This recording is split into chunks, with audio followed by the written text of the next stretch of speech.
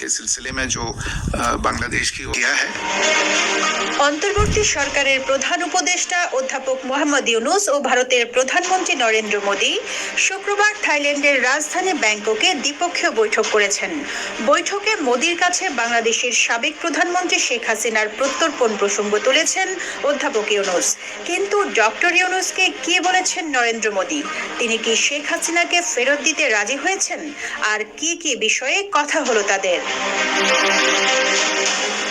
ইউনূস মোদীর এই বৈঠকের পর ভারতীয় পররাষ্ট্র সচিব বিক্রম মিশ্রি সাংবাদিকদের সঙ্গে কথা বলেন।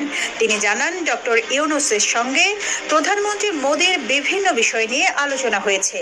ওই সময় তিনি হিন্দু সহ বাংলাদেশি সংখ্যালঘু সম্প্রদায়ের বিষয়টি উত্থাপন করেন। বিক্রম মিশ্রি বলেন, প্রধানমন্ত্রী মোদী অন্তর্ভুক্তিমূলক, প্রগতিশীল, শান্তিপূর্ণ, স্থিতিশীল এবং গণতান্ত্রিক বাংলাদেশের প্রতি তার সমর্থন পুনর্ব্যক্ত করেছেন। তিনি প্রফেসর ইউনূসকে বাংলাদেশের সঙ্গে ভারতের ইতিবাচক ও গঠনমূলক সম্পর্ক তৈরির আকাঙ্ক্ষার কথা জানান।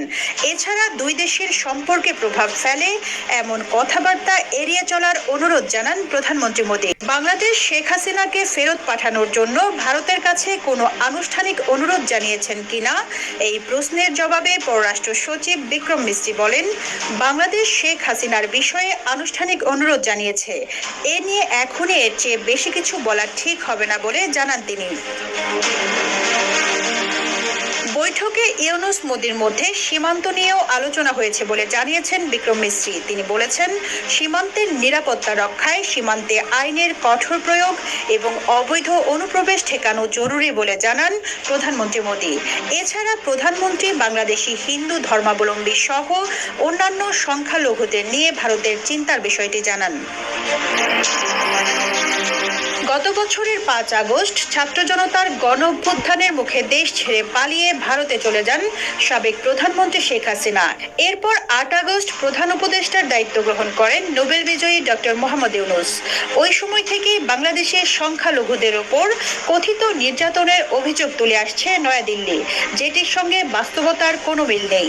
অপরদিকে গণহত্যা ও মানবতা বিরোধী অপরাধে অভিযুক্ত শেখ হাসিনাকে বিচারের মুখোমুখি করতে তাকে ফেরত চেয়ে আসছে বাংলাদেশ, যা থাইল্যান্ডের বৈঠকেও আবারও তুলেছেন প্রধান উপদেষ্টা।